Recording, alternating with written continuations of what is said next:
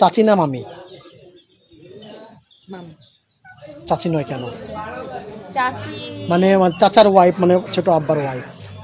হ্যাঁ বুঝতে পারছি, বাট চাচি না, চাচি না, মামি। সত্যি? হ্যাঁ মামি। কার হাতে রান্না ভালো, নিজের হাতে না আম্মুর হাতে? কিভাবে বলবো, কারণ নিজের হাতে রান্না করলে খাওয়া যাবে না। না না না, এটা ভুল কথা। আমি অনেক সুন্দর করে রান্না করতে পারি। আচ্ছা। আমার রান্না আমার আম্মুর কাছে খুব প্রিয়। প্রিয় মানে লবণ না হলেও হয়েছে? না না না, ওরকম না, আসলেই সত্যি, এটা সত্যি। আচ্ছা, আমি আরেকটা প্রশ্ন, রান্না নিয়ে প্রশ্ন। ডিমে কত হুটটুক হলুদ দেওয়া হয়? ডিম, ডিম ভাজিতে। ডিম ভাজিতে? ডিম ভাজি একটু না।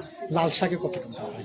একটু না। আচ্ছা, আপনার হাজবেন্ড আপনাকে বাজার থেকে একটা জিনিস আনতে বলছে, একটা জিনিসটা রান্না করেছে, রান্না করার পর খাওয়া হয় নাই, কোন কারণে বা খাওয়া হচ্ছে না, ফেলে দিচ্ছে, কোন আইটেমটি হবে?